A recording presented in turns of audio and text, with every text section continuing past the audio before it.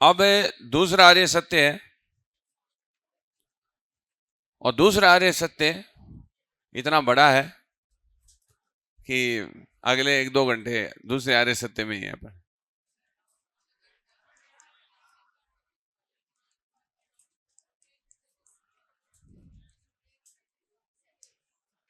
दुख समुदाय। बुद्ध यही नहीं रुका कि दुख है, बुद्ध ने ये बताया कि दुख क्यों है। अरे भाई, आपको दुख किस बात का है? आपको दुख बेरोजगारी का है। बेरोजगारी क्या है? बंधन है। और बंधन में जन्म मरण की अवस्था है। यहाँ जन्म क्या है? परीक्षा में फॉर्म भरना जन्म है, और फेल हो जाना मरण है। फिर वापस फॉर्म भरना पुनर्जन्म है। समझ गए? तो ये जन्म मरण का चक्कर आपका चलता रहता है। तो ये क्यों चलता रहता है? बुद्ध ये कह रहे हैं कि ये इसलिए चल रहा है क्योंकि आपको इग्नोरेंस है, अज्ञान है। आपको ज्ञान नहीं है। अब आप कहेंगे साहब हम तो खूब पढ़ रहे हैं। तो यथोचित जो जितना एक्सपेक्टेड है, कंपटीशन में जितना डिजायरेबल है, वांछनीय है, उतना पढ़ो। ज्यादा भी नहीं पढ़ना है, कम भी नहीं पढ़ना है, मध्यम पढ़ना है। इसीलिए बुद्ध क्या थे? मध्यम मार्गी थे। समझ गए?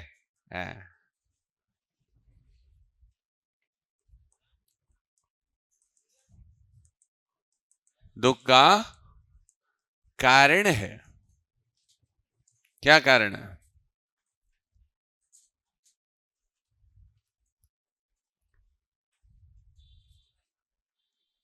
प्रतीते समुत्पाद, कारणतावाद का सिद्धांत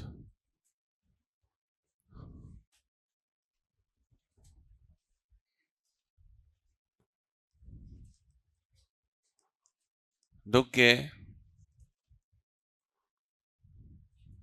को कारण कार्य के रूप में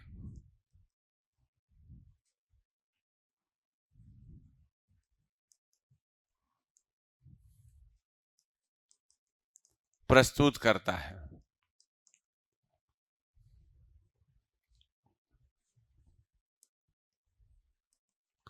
बुद्ध के अनुसार हर घटना एक कार्य है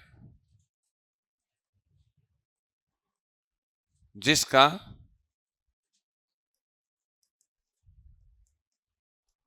कोई न कोई क्या है? कारण है। अरे बुद्ध कह रहे हैं कि संसार में हर घटना क्या है? एक कार्य है। क्या है?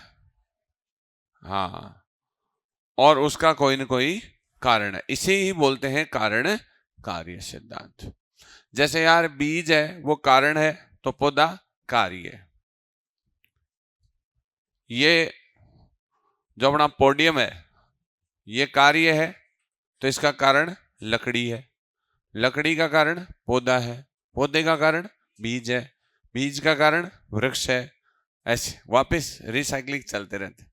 हम लोग अगर कार्य हैं तो हमारे कारण हमारे पेरेंट्स हैं, उनके कारण उनके पेरेंट्स हैं, उनके कारण उनके पेरेंट्स। ये कॉजलिज्म या कारणतावाद या कारण कार्य या प्रतीत समुत्पाद का सिद्धांत है, जो महात्मा बुद्ध के द्वारा प्रतिपादित किया गया। And this is central principle of Buddhism. ये बौद्ध धर्म का केंद्रीय सिद्धांत है। इसे बौद्ध धर्म का केंद्रीय सिद्धांत इसलिए बोलते हैं क्योंकि बाकी फिलॉसफी बुद्धिज्म की जो भी है, that is based on this principle, प्रतीत्य समुत्पाद। अनित्यवाद इसी से उत्पन्न हुआ, क्षणिकवाद उसी से उत्पन्न हुआ, और अनात्मवाद इसी से उत्पन्न हुआ, मध्यम मार्ग इसी से उत्पन्न हुआ। तो सारी बुद्धिज्म की फिलॉसफी है दैट इज बेस्ड ऑन प्रतीत्य समुत्पाद, and that is why this is known as a central principle of Buddhism. यह बौद्ध धर्म का केंद्रीय सिद्धांत है। तो सीधी सी बात है, कोई भी धर्म दर्शन की कारणता थ्योरी कैसी है, उससे पता चलता है कि धर्म दर्शन घटना का कारण किसे मानता है। इसको बौद्ध धर्म में जैसे कारण कार्य या कारणता एक ही बात है, और इसी का बौद्ध धर्म में क्या नाम है, प्रतीत्य समुत्पाद। बुद्धिज्म में पाली भाषा में इसको बोलते हैं पट्टिच्चे समुत्पाद। क्या बोलते हैं?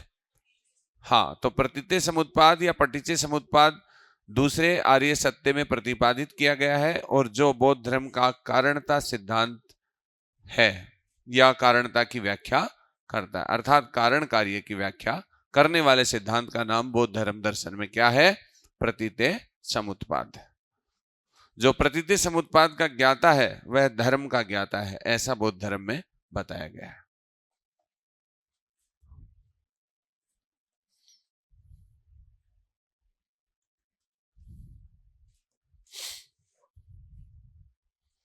तो आप इन्हें, आप देखो, प्रतीत्य समुत्पाद का शाब्दिक अर्थ,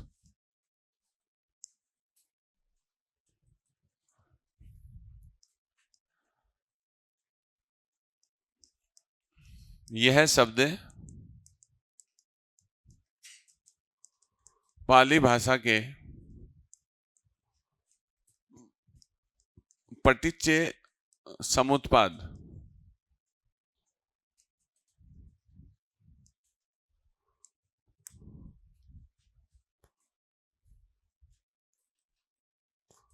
यह शब्द पाली भाषा में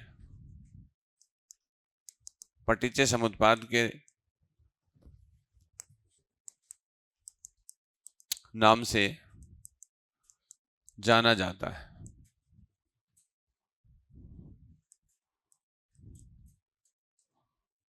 जहां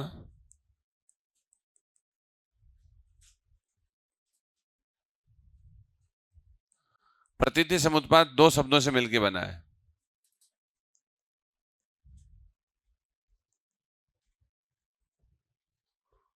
प्रतीत्य समुत्पाद शब्द का अर्थ, तो ये कैसे है, प्रतीत्य प्लस समुत्पाद।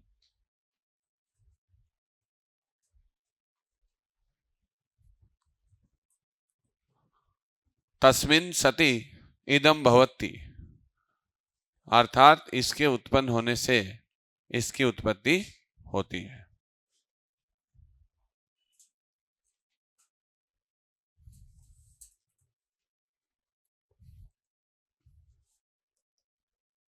इसके का मतलब कोई भी XYZ, जैसे मान लो ये पिताजी उत्पन्न हुए तो बच्चा उत्पन्न हुआ, बीज उत्पन्न हुआ, उपस्थित हुआ तो पौधा उत्पन्न हुआ, तो पिताजी उपस्थित हुए तो बच्चे, ऐसे मतलब कारण उपस्थित हुआ तो कार्य हो। तो इसके उपस्थित होने से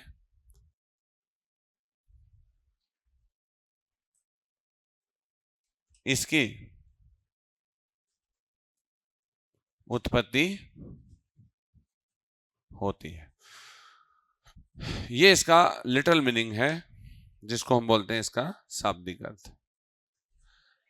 हाँ, तो अस्मिन् सति तस्मिन् भवति, अर्थात इसके उपस्थित होने से इसकी उत्पत्ति होती है, यानी बीज के उपस्थित होने से पौधे की उत्पत्ति होती है।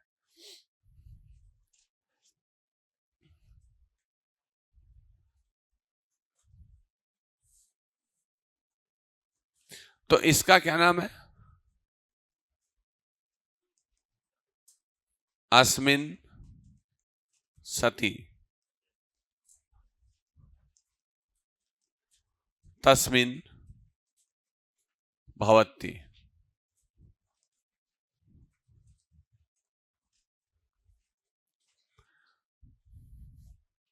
अरे यार, इसका मतलब है क्या उपस्थित हुआ, कारण उपस्थित हुआ, तो क्या उत्पन्न होगा? कार्य उत्पन्न होगा। इसका मतलब बीज उत्पन्न हुआ, मतलब बीज उपस्थित हुआ तो क्या उत्पन्न होगा? वृक्ष उत्पन्न होगा। अगर अज्ञान उपस्थित हुआ तो जरा मरण उत्पन्न हुआ।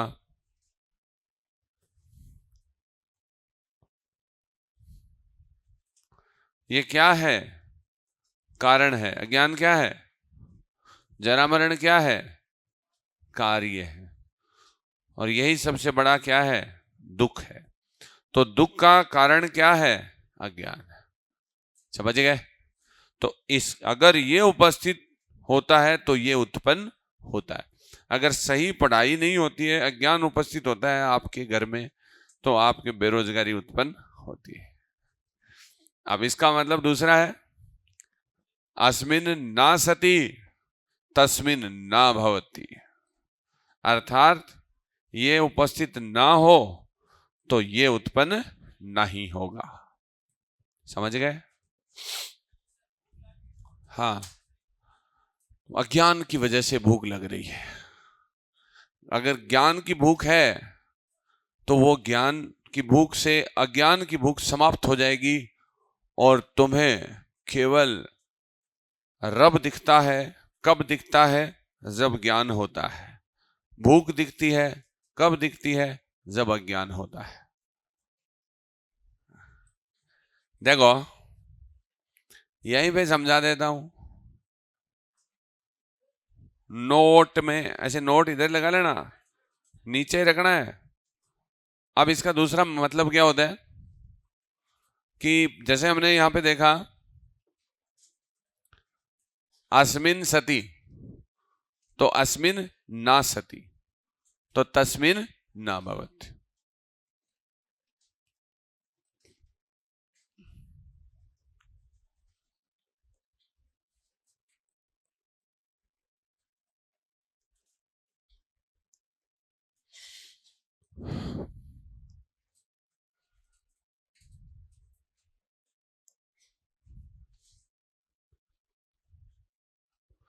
तस्मिन ना भवति।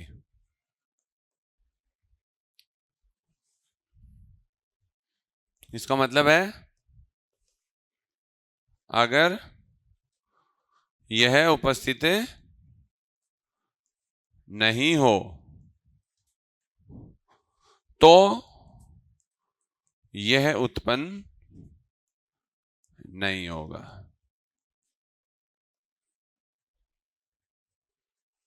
समझ गए? ये इसका मतलब है। अगर ये उपस्थित ना हो तो ये उत्पन्न नहीं होगा। इसका मतलब है कारण उपस्थित नहीं हो तो कार्य नहीं होगा। अविद्या उपस्थित नहीं हो या ज्ञान उपस्थित ना हो तो जरा मरण नहीं होगा। ज्ञान, इसका मतलब है कि अज्ञान उपस्थित ना हो तो आप पास हो जाएंगे, यानी ज्ञान उपस्थित हो जाएगा। दूसरा मतलब ये होता है ऐसे। तो ठीक है, अस्मिन ना सती तस्मिन ना भवति, अर्थात ये उपस्थित नहीं हो तो ये उत्पन्न नहीं होगा। इसका मतलब है भाई, अगर कारण उपस्थित नहीं हुआ ना तो कार्य उपस्थित नहीं हो। समझ गए? अज्ञान अगर नहीं है तो जन्म मरण भी नहीं होगा। इसका मतलब निर्वाण मिल जाएगा भाई तुम्हें। अरे यार, इसका मतलब है अज्ञान अगर नहीं हुआ तो बूढ़े हो गए, मरने वाला जो प्रोसेस है जरा मरण, वो भी नहीं होगा। अरे यार, अगर बीज समाप्त हो गया तो फिर उसका पौधा नहीं होगा। अरे बीज अगर सत्यानाशी का है या चीलवे का है, बथुआ, तो फिर चिलवा नहीं उगेगा। रे भाई, सीधी सी बात। अगर तुम लोगों को चिलवा खत्म करना है तो तुम्हें बीज को खत्म करना पड़ेगा। अब कई लोग क्या करते हैं कि चिलवे को समाप्त करने के लिए पहले, जैसे चिलवा, चिलवा जानते हो ना, बथुआ या चिलवा, एक वीड्स होती है खरपतवार जो गेहूं के साथ, चने के साथ उगती है, खास तौर से गेहूं में बहुत होती है। तो उसमें मतलब जो भी आपकी ये फसलें होती हैं सर्दी वाली, उनमें आता है। सब्जी भी बनती है, अच्छा होता है, ऐसी बात नहीं है, लेकिन अगर वो कंपटीटर होता है फसलों का तो उनको कमजोर कर देता है, तो उसको उखाड़ना जरूरी होता है। अब अगर आपको खेत से चीलवा गायब करना है तो आपको उसके बीज को इमेस्कुलेट करना पड़ेगा, उसको स्पॉइल करना पड़ेगा। हाँ, क्योंकि अगर आपने मान लो चिलवा उखाड़ दिया और उखाड़ के आपने अपने जानवर को खिला दिया तो वो जानवर के गोबर में फिर आ जाएगा, तो वो जन्म मरण का चक्कर बना रहेगा उसका, फिर आपके खेत में उग जाएगा।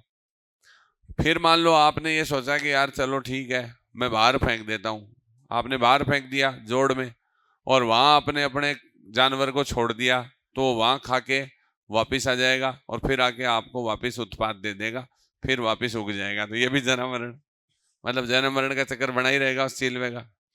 आपका जानवर भी घर नहीं जा रहा है, मतलब बाहर नहीं जा रहा है, और आप उखाड़ के ऐसे फेंक रहे हो लेकिन उसको नष्ट नहीं किया तो उड़ के वापस आपके खेत में आ जाएगा।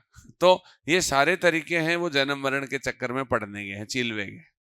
उसको खत्म करना है तो उसके बीज को गहरा दफनाओ या फिर उसको आग में जला दो, खत्म, या उगने से पहले चिलवा उखाड़ के खत्म कर दो। समझ गए? तो मूल कारण खत्म करना है, तब आपका कार्य या परिणाम है वो समाप्त हो जाएगा। तो आपको जरा मरण खत्म करना है तो आपको अज्ञान समाप्त करना पड़ेगा। पौधा समाप्त करना है तो बीज समाप्त, कार्य समाप्त करना है तो कारण समाप्त।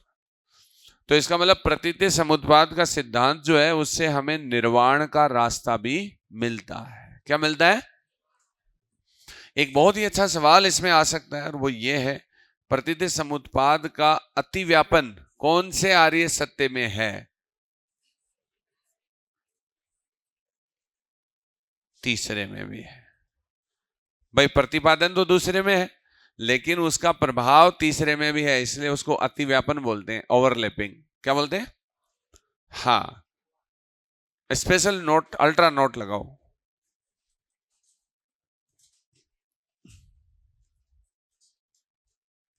अल्ट्रा नोट,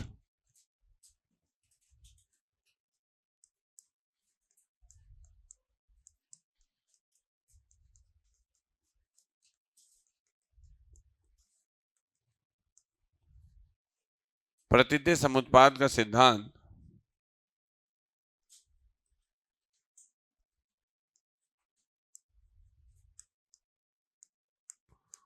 दूसरे आर्य सत्य में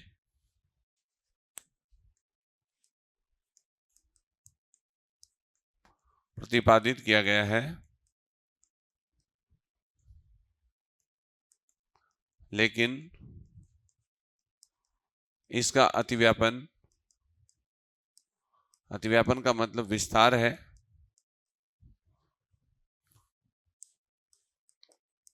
तीसरे आर्य सत्य में भी है, क्योंकि निर्वाण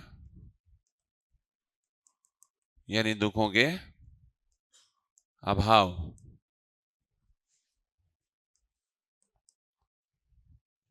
का मार्ग प्रतीति समुत्पाद के द्वारा ही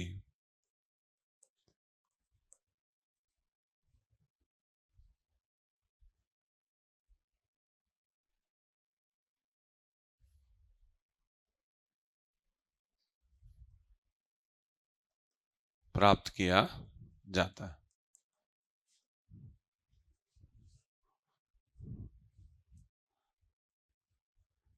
ठीक है ना? तो प्रतीति समुत्पाद के द्वारा भी ये जो निर्वाण का पाथ है या जो रास्ता है वो आपको मिलता है, क्योंकि ये सिद्धांत ही आपको बता रहा है कि दुखों का अभाव होता है।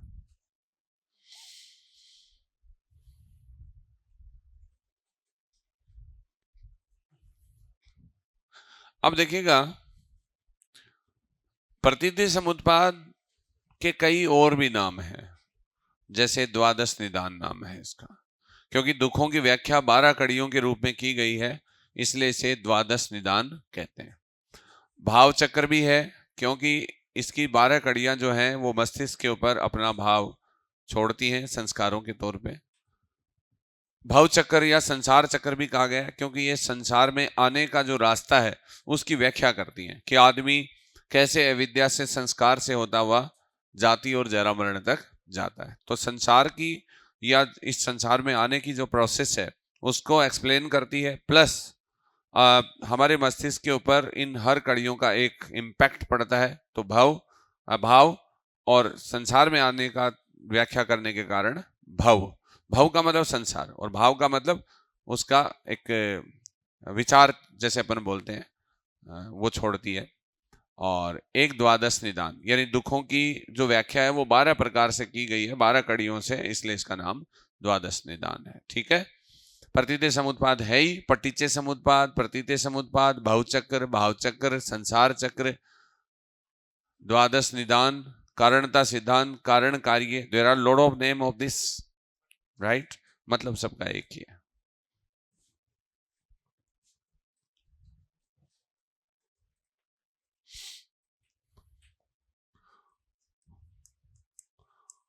प्रतीते समुत्पाद बौद्ध धर्म का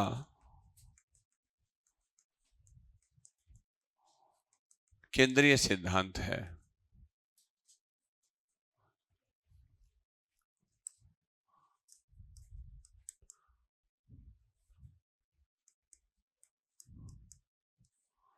प्रतीति समुत्पाद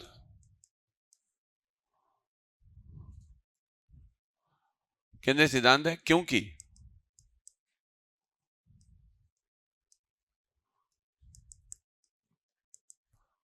बौद्ध धर्म के अन्य सिद्धांत इस पर आश्रित हैं।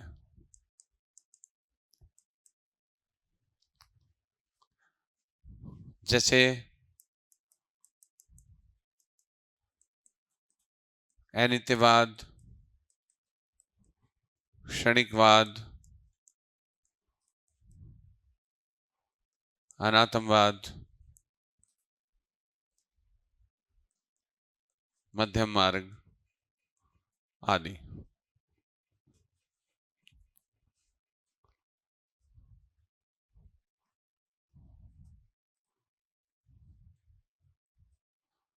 जैसे प्रतीति समुत्पाद से उत्पन्न हुआ अनित्यवाद और अनित्यवाद से उत्पन्न हुआ क्षणिकवाद और क्षणिकवाद से उत्पन्न हुआ अनात्मवाद। तो ऐसे एक दूसरे का डिपेंडेंसी जो है वो इस पर है। मध्यम मार्ग की स्थापना भी इसी सिद्धांत से होती है जो हम आगे एक्सप्लेन करेंगे।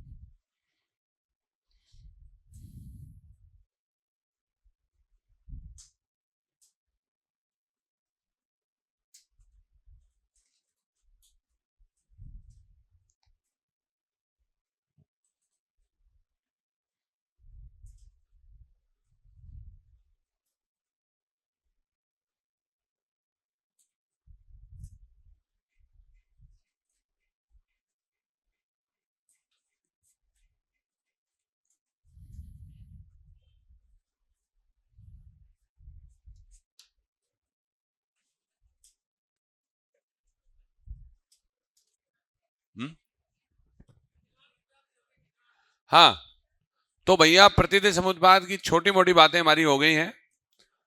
अब प्रतीति समुत्पाद के कई नाम हैं, द्वादश निदान, भावचक्र और भावचक्र, वो भी देख लेते हैं।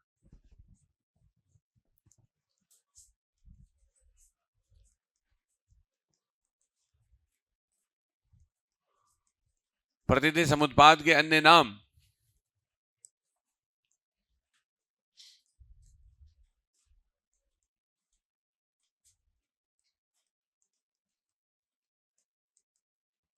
द्वादश निदान,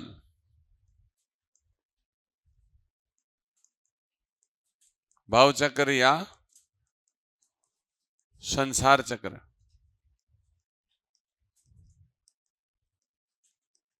भाव चक्र, समझ गए?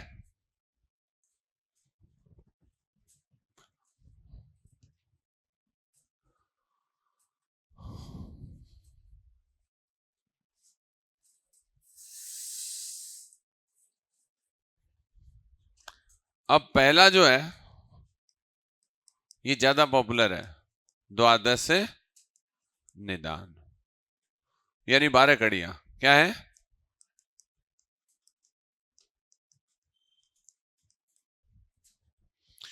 देखो, बौद्ध दर्शन में दुखों की 12 प्रकार से व्याख्या की गई है, इसलिए इसका नाम द्वादश निदान है।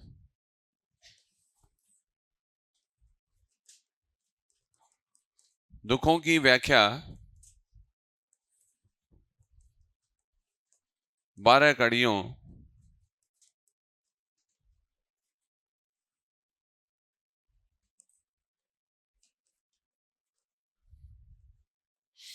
के माध्यम से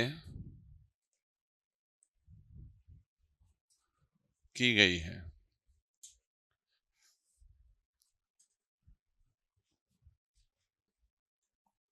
इसलिए द्वादश निदान कहा गया।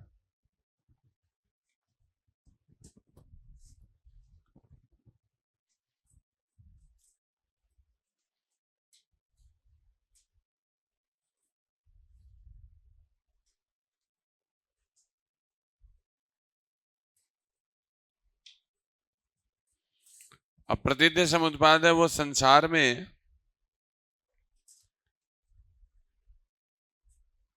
हमारे आगमन की व्याख्या करता है, इसलिए इसे भवचक्र या संसार चक्र कहते हैं। और इन 12 कड़ियों के द्वारा हमारे मस्तिष्क के ऊपर प्रभाव छोड़ा जाता है, इंपैक्ट छोड़ा जाता है, इसलिए इसे भावचक्र कहते हैं। समझ गए? निदान क्या होता है?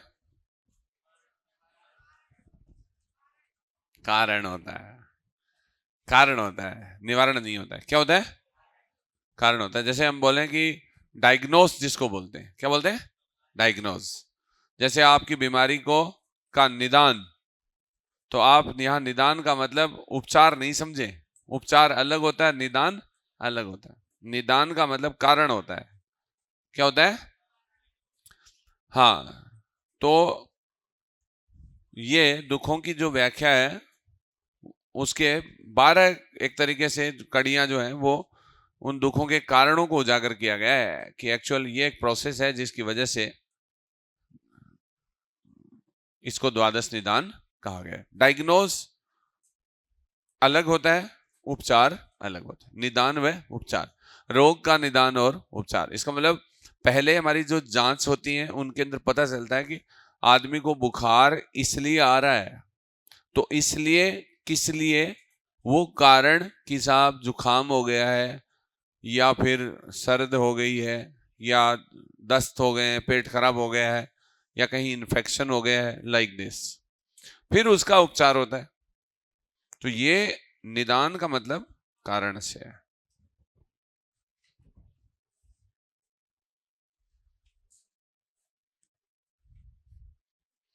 भाव या संसार चक्र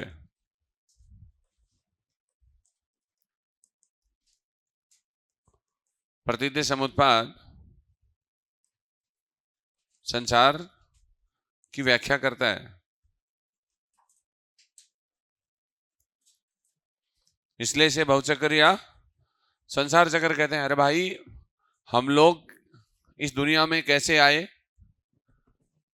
क्यों आए और कैसे इसके ऊपर हम जन्म मरण पे विजय प्राप्त कर सकते हैं, ये पूरा प्रोसेस भी हमें किससे पता चलता है? तो हमारा इस संसार में आना और जाना उसकी टोटल एक्सप्लेनेशन वो किसके द्वारा की जाती है? प्रतीति समुत्पाद से, इसलिए इसका नाम भव या संसार चक्र है।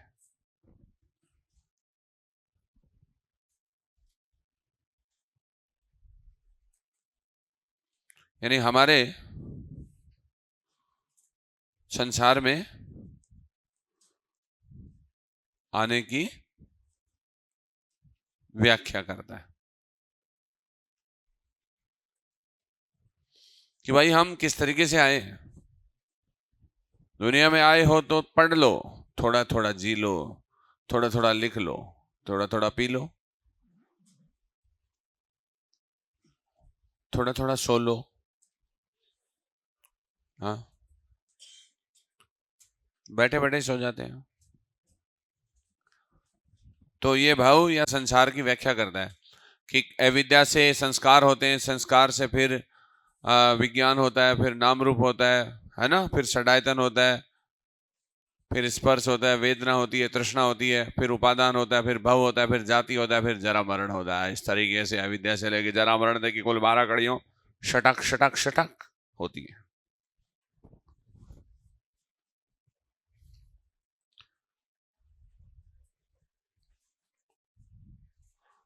भाव चक्र। खुद को महात्मा बुद्ध के शिष्य मानते हुए पढ़ाई को पढ़ो।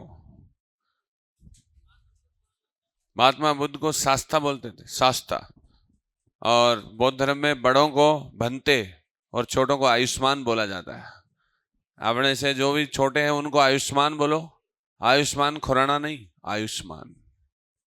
बड़े को भंते, भंते। हाँ, और महात्मा बुद्ध थे शास्ता, मार्गदर्शक।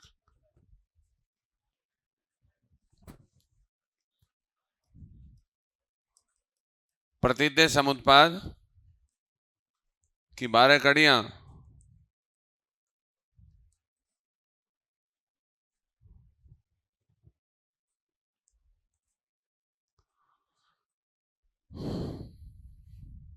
मस्तिष्क पर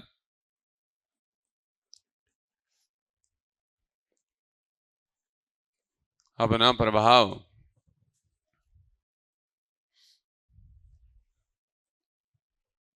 छोड़ती हैं। इसलिए भाव चक्र कहा गया। समझ गए? That's why. ठीक है, समझ गए?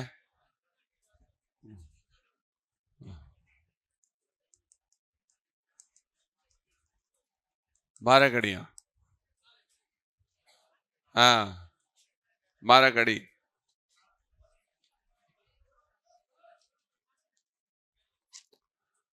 हाँ, 12 कड़िया में देखो, अविद्या, संस्कार, विज्ञान, नाम रूप,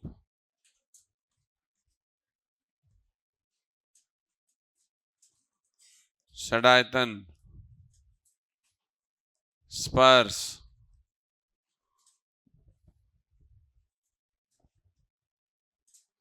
वेदना, तृष्णा, उपादान, भव, जाति,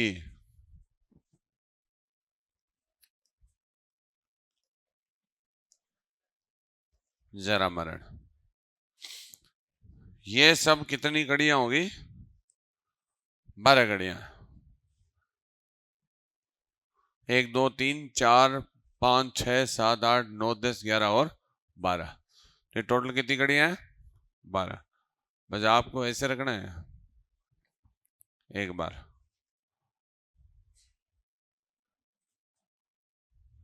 ये बीच में दोनों एक ही है।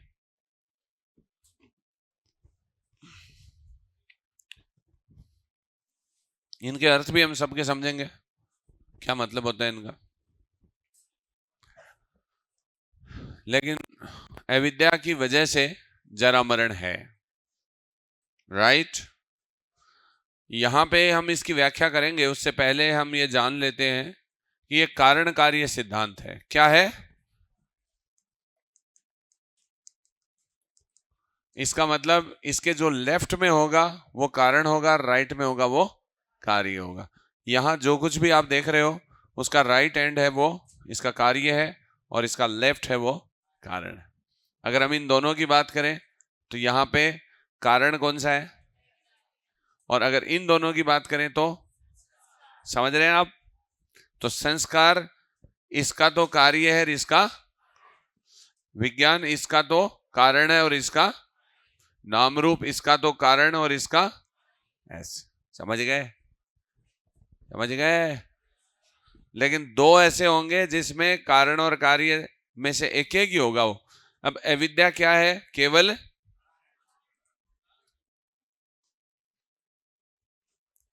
क्योंकि ये इसके इधर है तो ये कार्य है, तो ये, लेकिन ये किसी का कार्य नहीं है, इसलिए ये केवल कारण। और वो ये क्या होगा? केवल, तो केवल कार्य है, इसलिए इसको अपन क्या बोल देते हैं? प्रधान कार्य। और ये क्या है? प्रधान कारण। अब आपका एक सवाल आता है कि बौद्ध धर्म दर्शन में दुखों का मूल कारण किसे माना गया है? अविद्या को माना गया। समझ गए? इसे वर्षों तक संस्थान कई जो हैं वो तृष्णा निकालते रहे, लेकिन वो गलत है, उसको रेक्टिफाई करवा दिया गया है। अब इसका मूल कारण क्या है? तो जन्म मरण रूपी, जरा मरण रूपी जो मूल कार्य है या दुख है, उसका मूल कारण क्या है? अविद्या। ये आपका एक जबरदस्त फाड़ू सवाल है। समझ गए? संस्कार क्या है? कारण और कार्य। विज्ञान भी कारण और कार्य, नाम रूप भी कारण और कार्य, यहां तक जाति तक ये क्या है? कारण कार्य दोनों है कि नहीं है? अरे तो 12 कड़ियों में से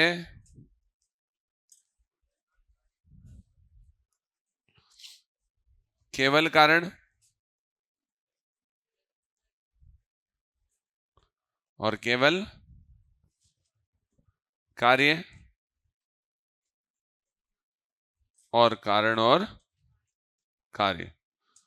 तो केवल कारण क्या है? और ये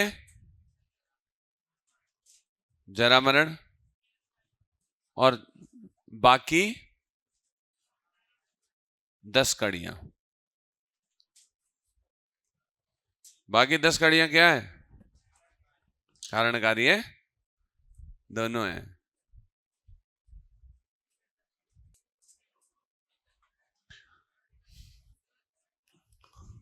तो यहां पे आपका सवाल जो है वो सीधा तो यही रहेगा कि 12 कड़ियों में से कितनी कड़ियां जो है वो कारण है, कितनी कड़ियां कार्य है, और कितनी कड़ियां कारण और कार्य दोनों है।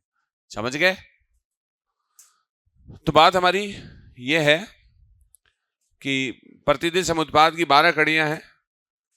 अच्छा, इनमें से पहली 2 कड़ियां हैं वो भूतकाल से संबंधित हैं, आगे की 8 जो हैं वो वर्तमान काल से संबंधित हैं, और लास्ट की 2 भविष्य से संबंधित हैं। यह भी एक सवाल है, ये भी नोट करेंगे आप।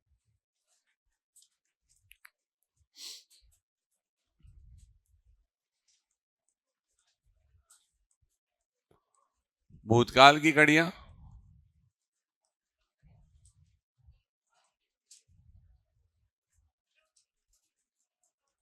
वर्तमान काल की कड़ी,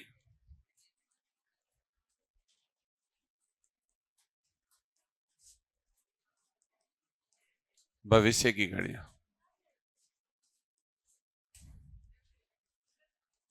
अविद्या और संस्कार।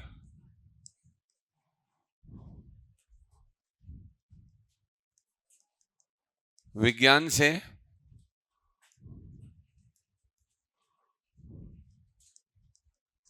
उपादान तक, समझ गए? विज्ञान से उपादान तक।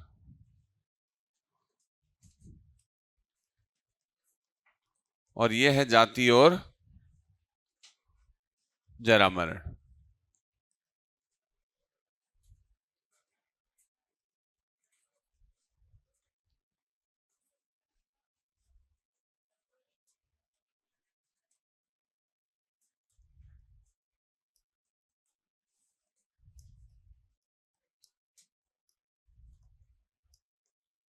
ठीक है, हाँ ये भाव हो जाएगा। हाँ भाव है ना, ठीक है। संसार में आने की प्रवृत्ति, तो मतलब 1 2 3 से लेके फिर 4 5 6 7 8 9 10 और फिर ये 11 और ये 12। तो लास्ट की 2 जो है वो भविष्य में, पहले की 2 है वो भूतकाल में, और बीच की 8 जो है वो वर्तमान काल में। तो इस प्रकार से प्रतीति समुत्पाद का विस्तार वर्तमान, भूत और भविष्य तीनों में है। ये भी ध्यान रखना है। ये भी अच्छी क्वालिटी का सवाल आ सकता है आपके कि क्या इसका विस्तार तीनों में है? यस। तो प्रतीति समुत्पाद का विस्तार भूतकाल, वर्तमान व भविष्य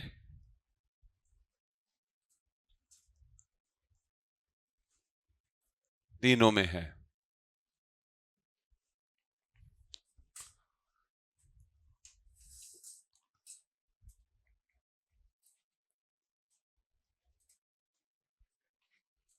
यानी आप अज्ञान या विद्या रखेंगे तो आपके पूर्व जन्मों का शेष या संस्कार बचेगा। सही काम करेंगे तो नहीं बचेगा। सही काम व्यक्ति तब करता है जब उसका सही ज्ञान होता है। सही ज्ञान नहीं होता इसका मतलब अज्ञान होता है। अज्ञान का मतलब ही अविद्या है। तो अविद्या आपके पूर्व जन्म की अविद्या थी, जिसकी वजह से आपके संस्कार या कर्मों का फल शेष बचा, जिसके कारण आज आप आए। और आज आप जहां से आए हैं वहां से लेकर और भव तक, संसार में आने की प्रवृत्ति तक वर्तमान में जी रहे हैं। फिर आप भविष्य में जन्म लेने की प्रवृत्ति आप में डेवलप होगी और आप बूढ़े होके मरेंगे। तो ये आपके फ्यूचर का है। तो एक तरीके से ये 2 फ्यूचर के, बाकी 8 वर्तमान के और बाकी पास्ट के। तो ऐसे जैसे कंसेप्चुअल सवाल आते हैं कि क्या प्रतीति समुत्पाद वर्तमान काल से ही संबंधित है? नहीं, ये तीनों कालों की व्याख्या करता है। 12 कड़ियों में से 2 कड़ी ऐसी हैं जो केवल कारण और केवल कार्य, और 10 कड़ी कारण और कार्य। इनमें से 2 कड़ी जो है वो भूतकाल संबंधित, 2 भविष्य से, और 8 है वो वर्तमान काल से संबंधित। ठीक है, ये अच्छे सवाल है इसमें, जो जनरली आप अभी तक नहीं पढ़े हैं। अभी तो आपके लिए प्रतीति समुत्पाद ही है बस, क्या प्रतीति समुत्पाद बौद्ध धर्म का कारण का सिद्धांत है। इससे आगे आपकी जिंदगी में उतना है नहीं मामला। ठीक है ना, ऐसे।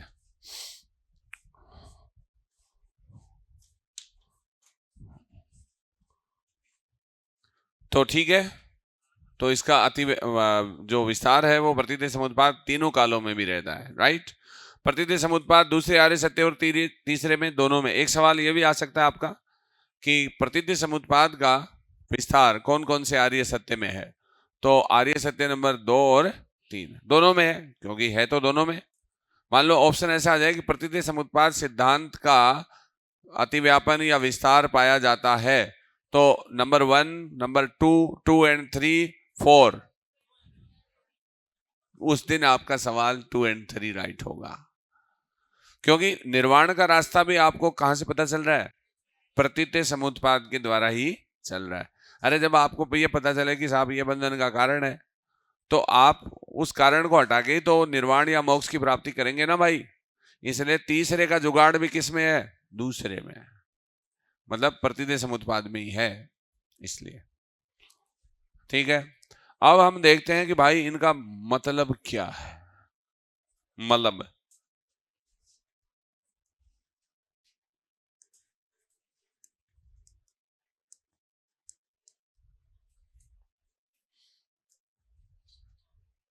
अविद्या क्या होती है?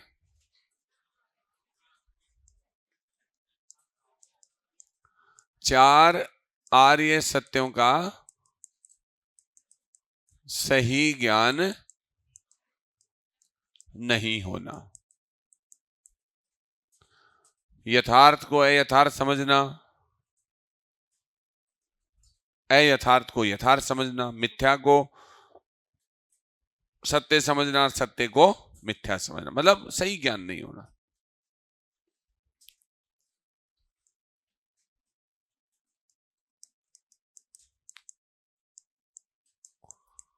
मिथ्या को सत्य, सत्य को मिथ्या, यथार्थ को अयथार्थ और अयथार्थ को यथार्थ।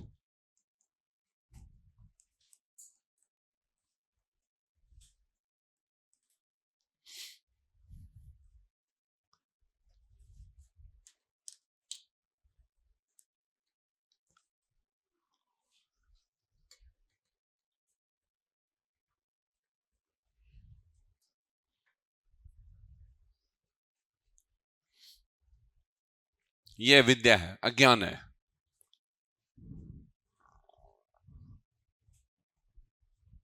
भाई प्रॉब्लम तो यही है ना।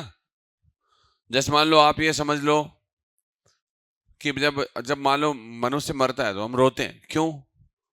अब जब हमें ये पता हो कि यार ये व्यक्ति के जीवन में, सबके जीवन में आता है, असामयिक भी होता है कई बार, लेकिन वो भी बस की बात है नहीं, प्रारब्ध कर्मों की वजह से हो जाता है कई बार। ठीक है, तो इस तरीके से आपको ये मानना है कि जीवन का ये यथार्थ है कि जो आया वो जाएगा। लेकिन अगर आप इस चीज को पकड़ के बैठ जाओ वो क्यों गया, तो उसके लिए आप बल्कि जिंदगी भर रोते रहो, कुछ नहीं होना है। तो महात्मा बुद्ध ये कहते हैं कि एक्चुअली हमें रियल जो है या जो यथार्थ है, प्रैग्मेटिक है, उसको वैसा ही समझना चाहिए, उसे गलत नहीं समझना चाहिए। तो ठीक, दूसरा है संस्कार। यहां संस्कार का मतलब है पूर्व जन्मों का शेष,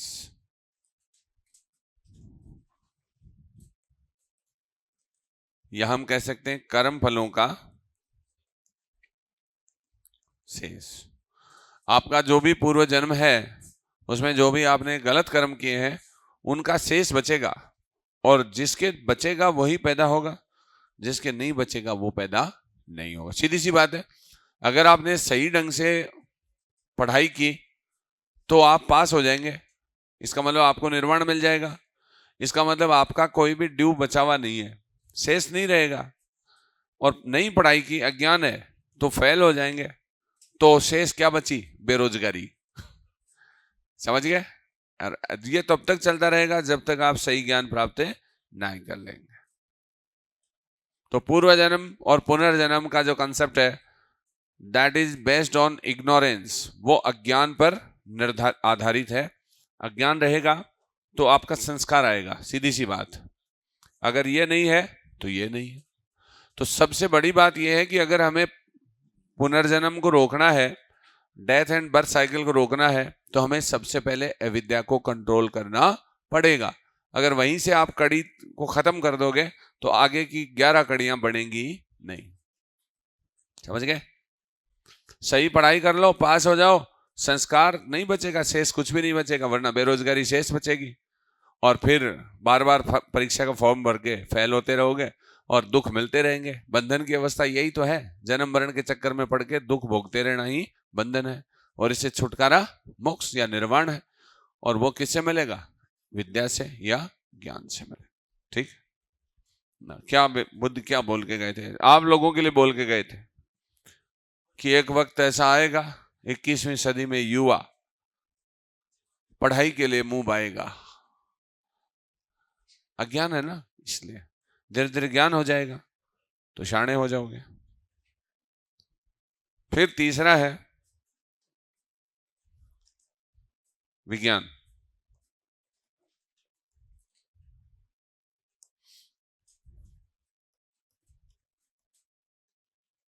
विज्ञान का मतलब है चेतना से। तो कॉन्शियसनेस चेतना ही विज्ञान है। जब आप में संस्कार बच गए तो अगली चीज आएगी चेतना।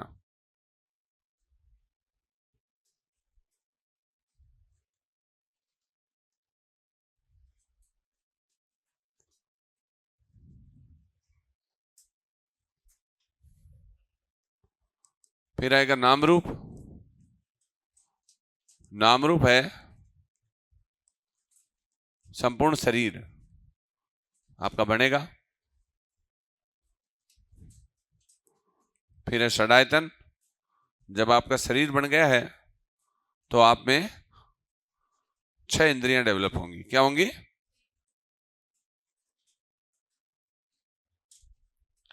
अरे 5 तो बाह्य इंद्रिय हैं। एक क्या है? मन है, आंतरिक इंद्रिय।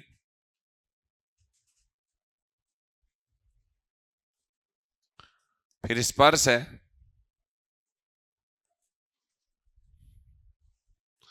तो स्पर्श का मतलब है इंद्रियों का विषय या वस्तुओं के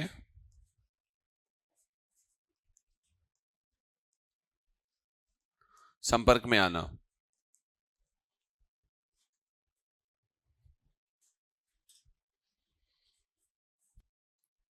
मतलब आपकी इंद्रियां विषयों के संपर्क का मतलब है कि जैसे मान लो आंख है, वो देखने के संपर्क में आएगी, नाक सूंघने के संपर्क में आएगी, कान किसके संपर्क में आएगा, ऐसे ऐसे। चलो ठीक है। तो स्पर्श, इंद्रियां होंगी तो स्पर्श की इच्छा होगी।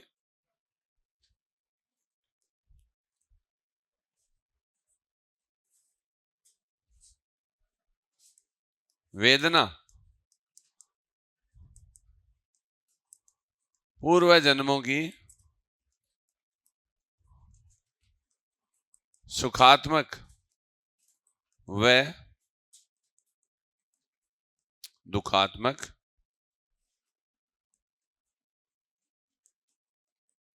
अनुभूतियां।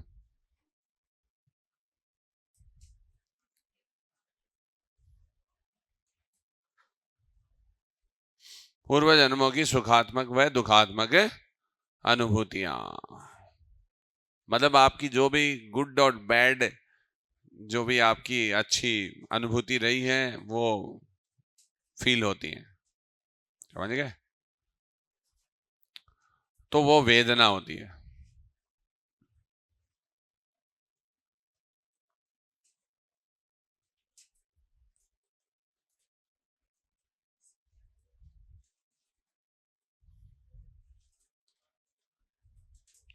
तृष्णा क्या होती है? विषयों को भोगने की तीव्र इच्छा। मतलब जो भी आपका ऑब्जेक्ट है, जैसे आप चीजों को भोगने की तीव्र इच्छा, खाने पीने, इंद्रियों का जो भी विषय, आंखों का विषय देखना है, कान का विषय सुनना है, नाक का विषय सूंघना है, जीभ का विषय चाटना है, ये जो भी इससे रिलेटेड जो भी ऑब्जेक्ट हैं उनके प्रति आप बहुत ज्यादा डेस्परेटली कमिटेड रहें कि मुझे मिले, वो तृष्णा होती है एक तरीके से।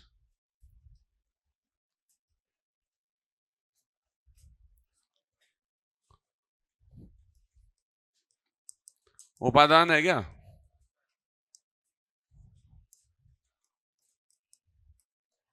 सांसारिक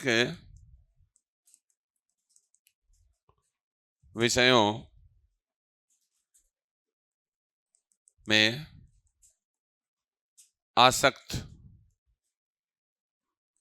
रहने की लालसा, ये इसी का एक्सटेंडेड फॉर्म है। भाव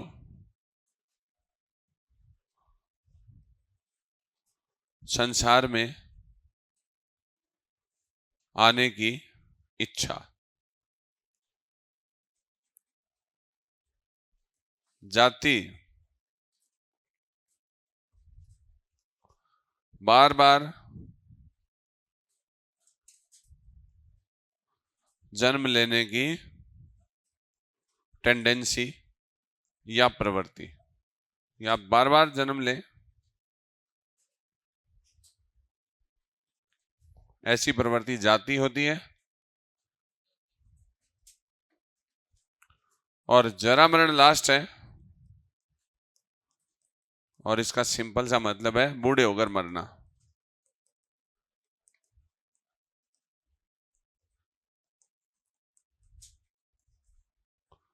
बूढ़े होकर मृत्यु को प्राप्त करना, ये जरा मरण है।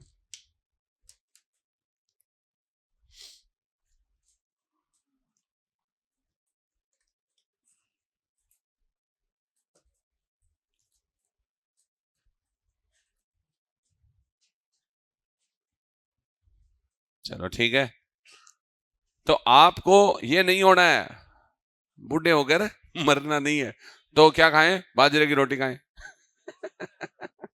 तो ठीक है, अब आप ये देखिएगा जरा, देखो बुद्ध कैसे चला। एक सवाल और आता है इसमें प्रतिदेश समुत्पाद में। ये प्रतिदेश समुत्पाद सिद्धांत नहीं है, माल है, केंद्रीय सिद्धांत है, इसलिए क्योंकि सारी बुद्धिज्म की फिलॉसफी जो है ना, वो इससे डेरिव हुई है, इससे उत्पन्न होती है।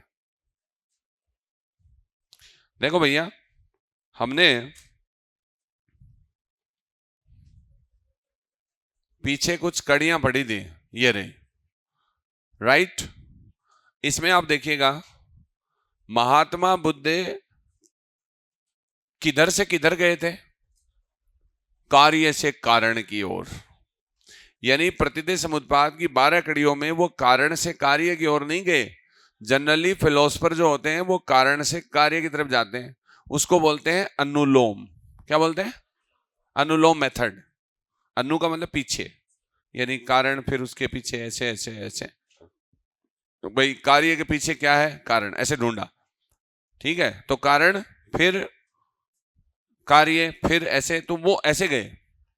जनरली फिलोसफर इधर से जाते हैं, इसको बोलते हैं अनुलोम। क्या बोलते हैं? लेकिन महात्मा बुद्ध तो आए इधर से, इसको बोलते हैं प्रतिलोम। क्या बोलते हैं? यानी महात्मा बुद्ध ने यहां से स्टार्ट की कि जरा मरण का कारण क्या है। भाई आदमी बूढ़ा होके क्यों मरता है? क्योंकि वो बार बार जन्मता है, इसलिए। और वो जन्मता क्यों है? क्योंकि वो संसार में आता है। संसार में क्यों आता है? क्योंकि उसकी संसार में रहने की इच्छा होती है, आसक्ति होती है।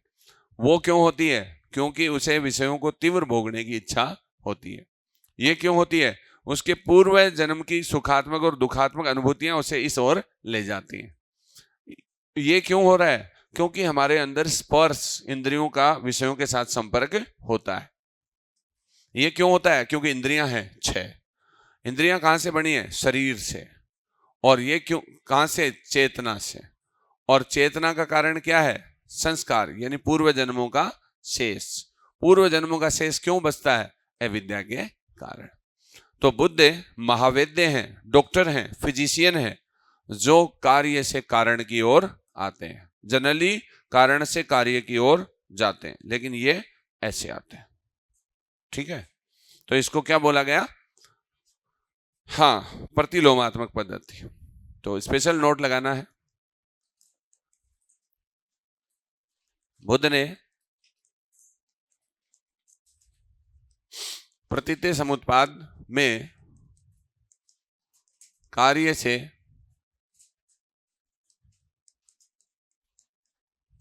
कारण की ओर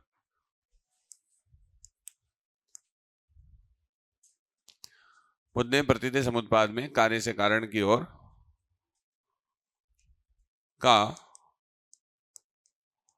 प्रतिलोमात्मक रास्ता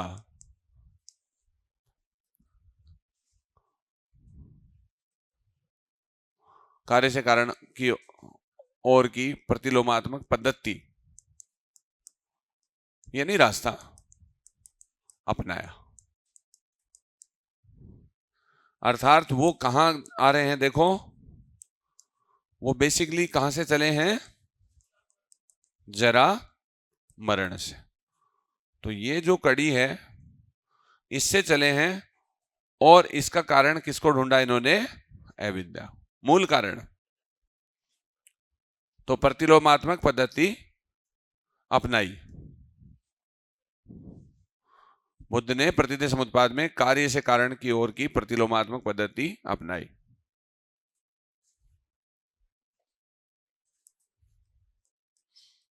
प्रतिलोमात्मक पद्धति अपनाने के कारण बुद्ध की तुलना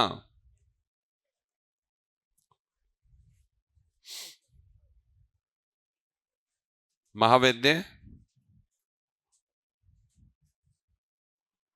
चिकित्सक या फिजिशियन जिसको बोलते हैं से की गई, क्योंकि डॉक्टर लक्षणों का कारण जानकर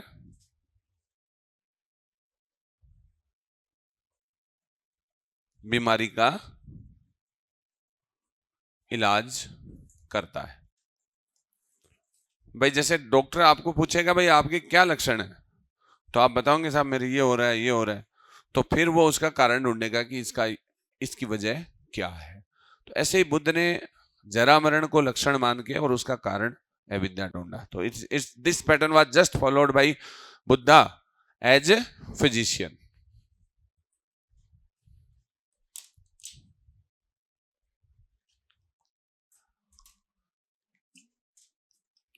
तो एक महावैद्य की तरह इन्होंने अपना काम किया था, इसलिए बुद्ध क्या कहलाए, डॉक्टर कहलाए या महावैद्य कहा गया इन्हें। तो सामान्य तौर पर कॉजलिज्म थ्योरी जो है या कारणता सिद्धांत है उसमें कारण से कार्य की ओर जाते हैं, लेकिन ये कार्य से कारण की ओर आए।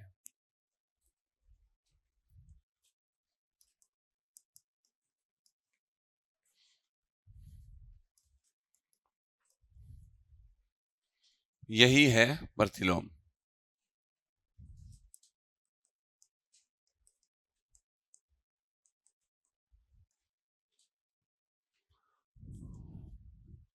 ये फिजिशियन फॉलो करते हैं, ये रहेगा इसमें।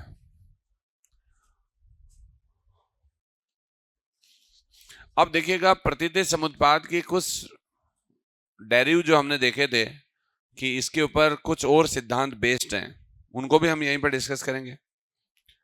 अनित्यवाद क्या होता है, ये ज्यादा इंपॉर्टेंट है।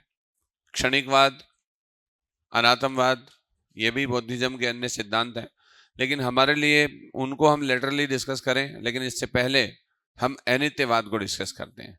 यानी बौद्ध धर्म मध्यम मार्गी धर्म है, ये आपने कई बार पढ़ा होगा, आपने पढ़ा होगा कि बौद्ध धर्म मध्यम मार्गी है जबकि जैन धर्म अतिवादी है, राइट। तो ये जो आपने पढ़ा है वो तो इन जनरल पढ़ा है आचरण में, कि बौद्ध धर्म में आचरण में ना ज्यादा कठोरता और ना ही ज्यादा शिथिलता, बल्कि उसके बीच का रास्ता अपनाया गया है। जैसे बुद्धिज्म के अंदर बहुत कठोरता है तो चारवाक के अंदर बहुत विलासिता है। चारवाक कहते हैं खाओ पियो मौज करो, जब तक जीवो घी पीवो चाहे उधार लेके पियो, मरना है तो कोई टेंशन नहीं करना है। वो बहुत विलासिता की ओर ले जा रहे हैं। जैन बहुत कठोर हैं। उनकी जो एरिया समिति है, उनकी जो समितियां हैं, है ना, उनका जो धर्म स्थान है, अनुप्रेक्षाएं हैं, सरिशय हैं, वो बहुत टिपिकल हैं। इसलिए शिक्षा व्रत हैं, गुण व्रत हैं। तो बुद्धि जैनिज्म की जो सदाचरण की संहिता है वो थोड़ी टिपिकल है, यानी वहां पे आपको आचरण करने में कठोरता का सामना करना पड़ेगा। तो एक कठोर है, एक शिथिल है, और ये बीच के हैं, मध्यम मार्गी। यानी इसका उदाहरण बुद्धिज्म में एक वीणा के तार से बताया गया है कि जैसे वीणा के तार को ना ज्यादा खींचा जाए, ना ज्यादा ढीला छोड़ा जाए। ढीला छोड़ोगे तो बजेगी नहीं, ज्यादा तान देंगे टूट जाएगी। बीच में रखना है, राइट। ये तो इन जनरल है, ये तो हर कोई जानता है। बट इसमें जो फिलोसॉफिकल एंगल है वो क्या है? वो है अनित्यवाद, और वो दो अतिवादी सिद्धांतों के बीच का सिद्धांत है। वो क्या है वो अपन देखते हैं। जैसे मैंने आपको बताया था कि प्रतीति समुत्पाद जो है उससे क्या निकला, और इससे क्या निकला, और इससे क्या निकला, अनात्मा। मतलब ये सब एक दूसरे की तार्किक परिणति है। अगर ये है तो ये है, ये मानते हो तो ये है, और ये मानते हो तो ये है। अब हमें ये देखना है, देखो ये दो अतिवादी सिद्धांतों के बीच का सिद्धांत है।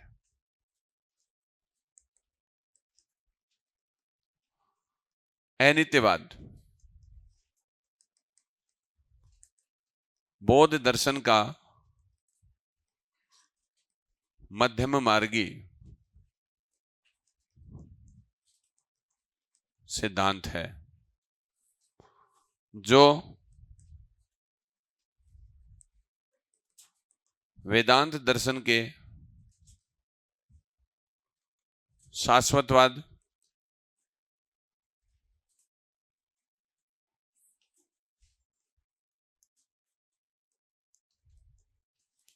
या जिसको हम बोलते हैं नित्यवाद, तथा चार्वाक दर्शन के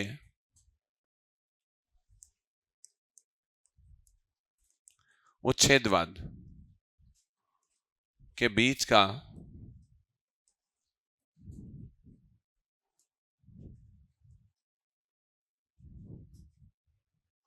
जो वेदांत दर्शन के शाश्वतवाद, नित्यवाद तथा चार्वाक दर्शन के उच्छेदवादी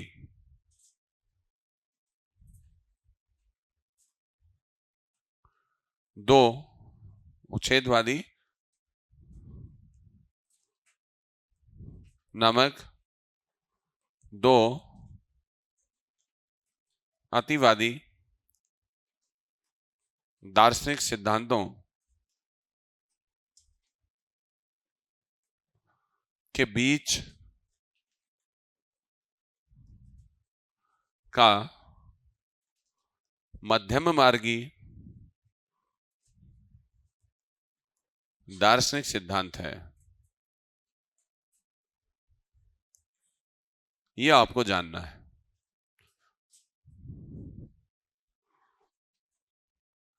ठीक है, अब हम ये समझते हैं बौद्ध दर्शन क्या कह रहे हैं, मध्यम मार्गी है क्या ये? और ये जो वेदांत का मतलब, वेदांत फिलॉसफी, उपनिषदों की फिलॉसफी, ये शाश्वतवाद है या नित्यवाद? और चार्वाकों की क्या है? चार्वाकों को थोड़ा अलग कर देते हैं, रंगीन। ये क्या है? उच्छेदवादी। तो अब अपने को तीन फिलॉसफी देखनी है भाई। अनित्यवाद किन दोनों के बीच में है? शाश्वतवाद के और उच्छेदवाद के बीच का मध्यम मार्गी दार्शनिक सिद्धांत है। समझ गए? अब हम इन तीनों को एक साथ बनाते हैं।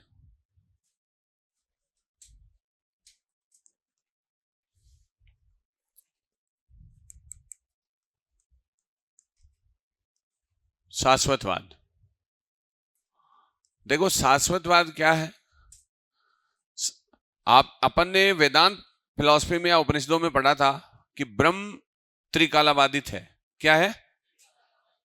हाँ, शंकराचार्य भी इसको फॉलो करते हैं क्योंकि शंकराचार्य ने उपनिषदों के ऊपर जो ब्रह्मसूत्र भाष्य था उसके ऊपर टीका लिखी थी। ठीक है, तो शाश्वतवाद के अनुसार ब्रह्म त्रिकाला बाधित सत्ता है, अर्थात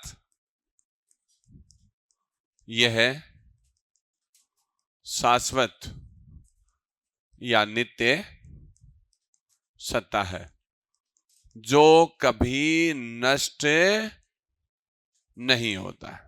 पढ़ा अपन ने, त्रिकालाबाधित इति सत लक्षणम, और ये लक्षण किसमें था? ब्रह्म में था। किसमें था? ब्रह्म में था। हाँ,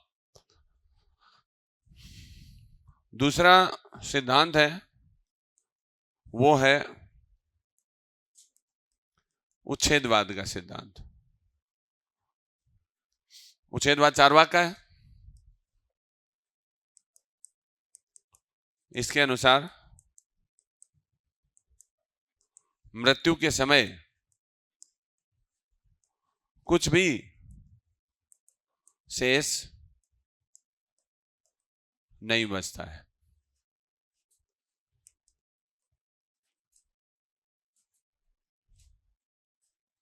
अर्थात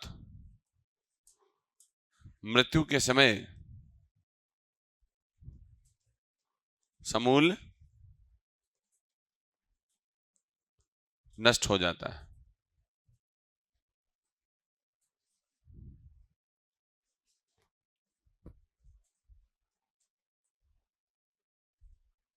देखो, शाश्वतवाद नाम से पता चल रहा है कि जिनको हम सत्ता मानते हैं वो कभी नष्ट नहीं होती हैं, शाश्वत रहती हैं।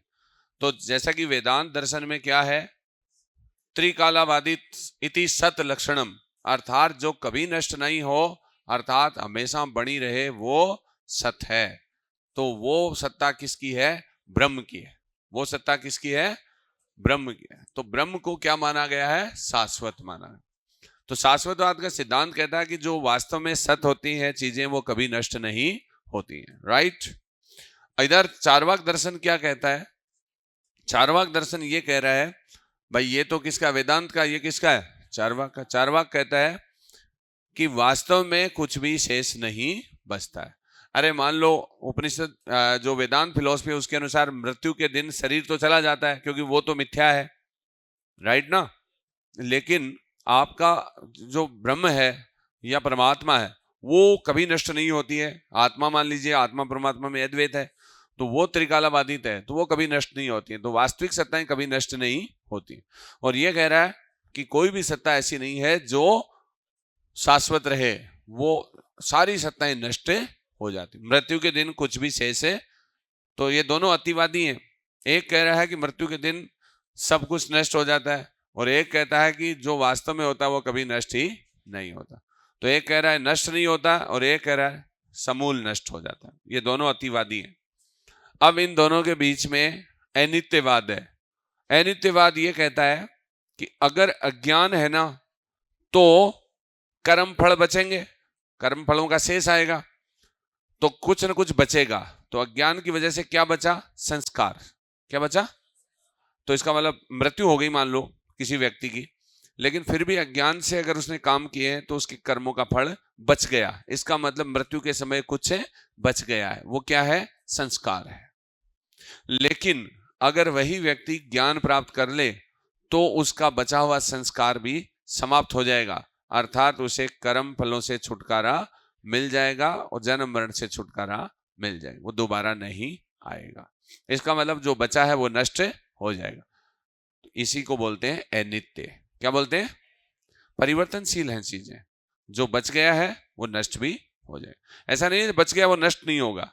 तो एक कह रहा है बचेगा नहीं, तो ये कह रहा है बचता है, तो वो तो उसका तोड़ है, बचेगा नहीं का, बचता है। और एक कहता है कि बचा हुआ कभी नष्ट नहीं होता, तो ये कहता है कि बचता भी है और बचा हुआ नष्ट भी होता है। इसी को बोलते हैं मध्यम मार्ग। समझ गए?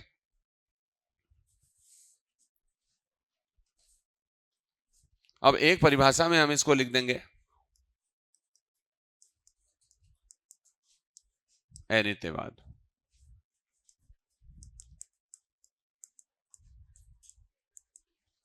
बौद्ध दर्शन के अनुसार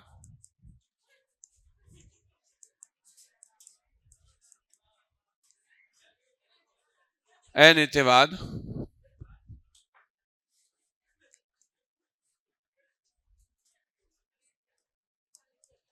के अनुसार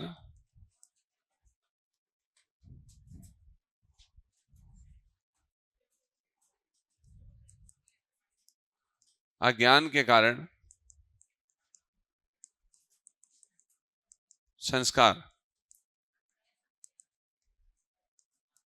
पूर्व जन्मों का शेष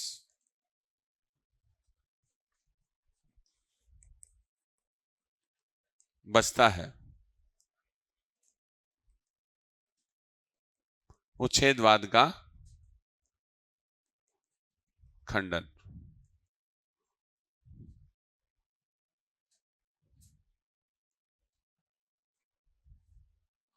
और ज्ञान के साथ ही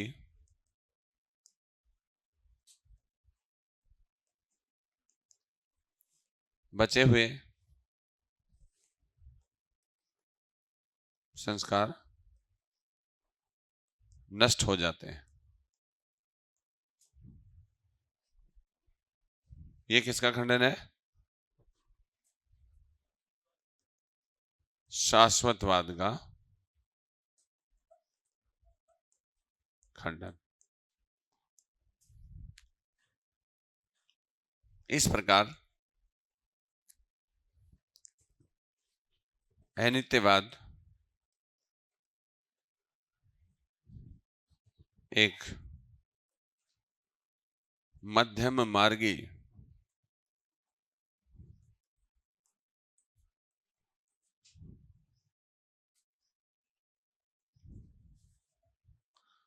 दार्शनिक सिद्धांत है। देखो, अनित्यवाद क्या कहता है? अज्ञान के कारण क्या बचता है? संस्कार बचता है। जबकि उच्छेदवाद क्या कहता है? कुछ भी नहीं बचता है। तो ये कह रहा है बचता है, तो इसकी काट है। फिर है ज्ञान के साथ ही बचे हुए संस्कार नष्ट हो जाते हैं।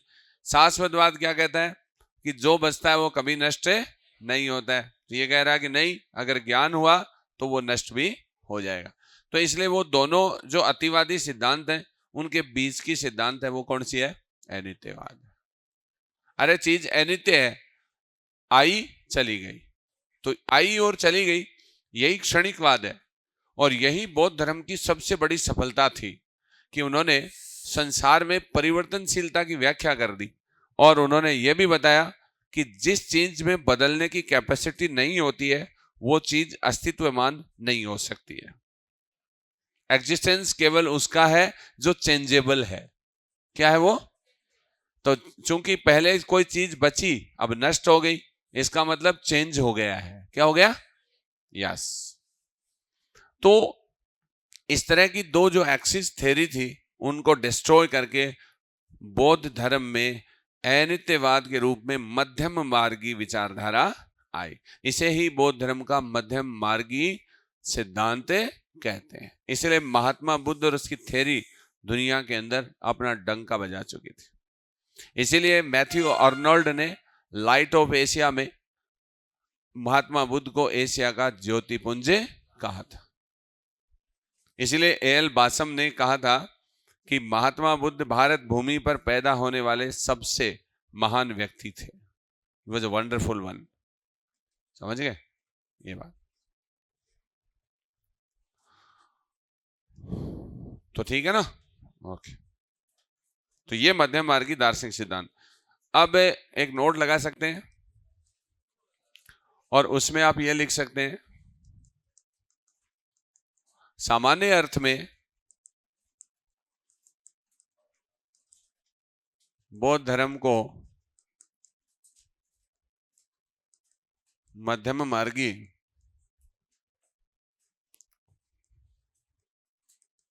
धर्म इसलिए कहा गया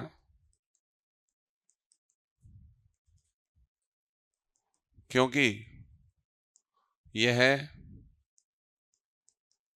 कठोरता व शिथिलता के मध्य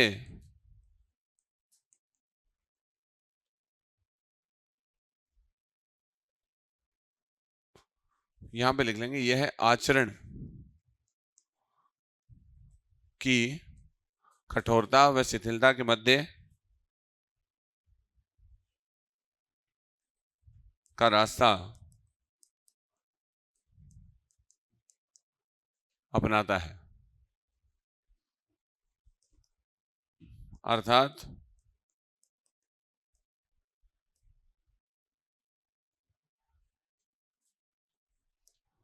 आचरण में न ज्यादा कठोर है और न ज्यादा शिथिल है।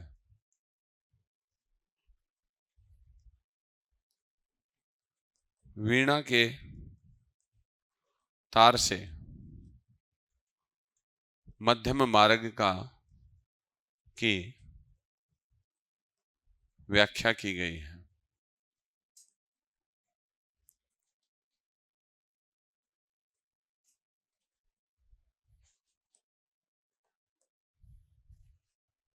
अर्थात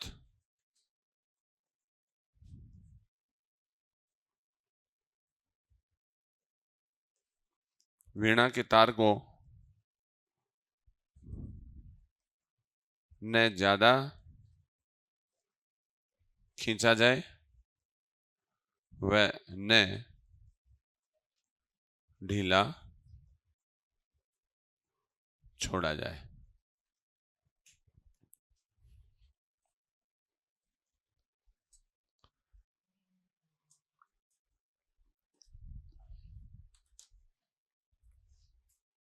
ठीक है, मतलब बीच की अप्रोच अपनानी है आपको।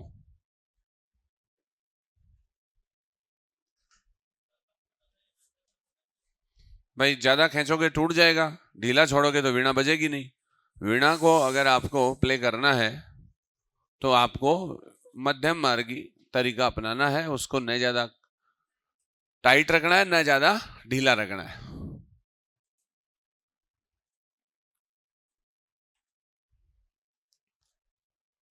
बीच का रखना है। दुनिया में हर मसले बीच के रास्ते से ही हल होते हैं, इसलिए बुद्धिज्म बहुत ज्यादा पॉपुलर रहा, बहुत ज्यादा प्रोग्रेस की इन्होंने, क्योंकि इन्होंने बता दिया कि बेसिकली बहुत ज्यादा कुछ करने की जरूरत है।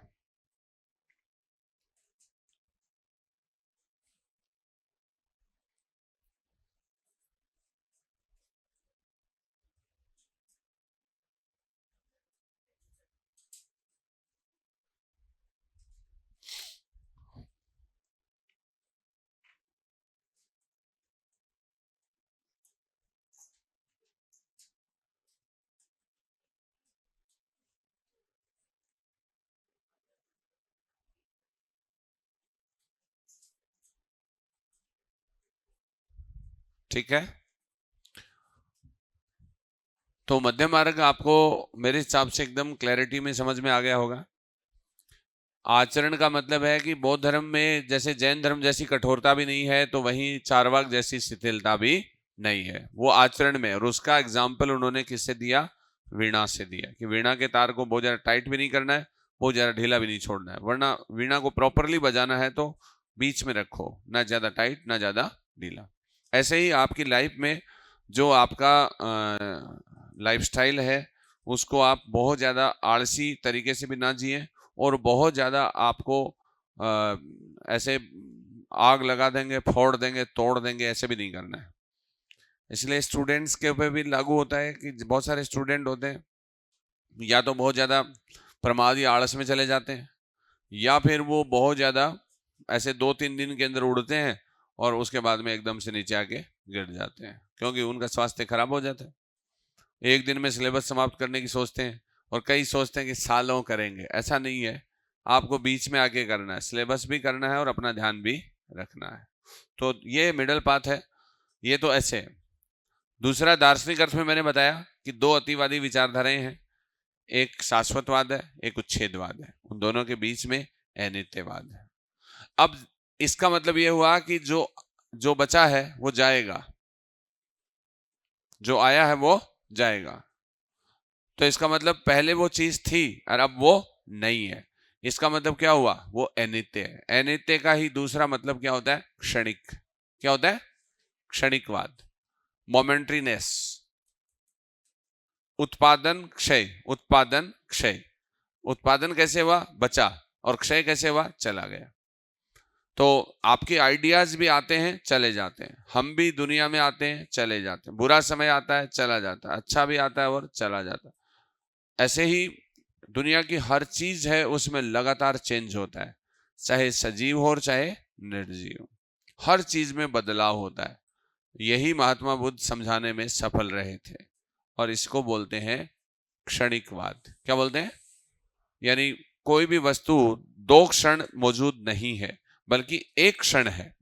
जैसे हम कई बार बोलते हैं कि एक पैर उठावे दूसरा की आस को नहीं। इसका मतलब एक पैर आपने उठाया और दूसरा अगर ऐसे टिक गया, इसका मतलब तो स्थायित्व है। लेकिन यहां पैर उठाया और यहीं पे खत्म हो गए, तो इसका मतलब क्षणिक है।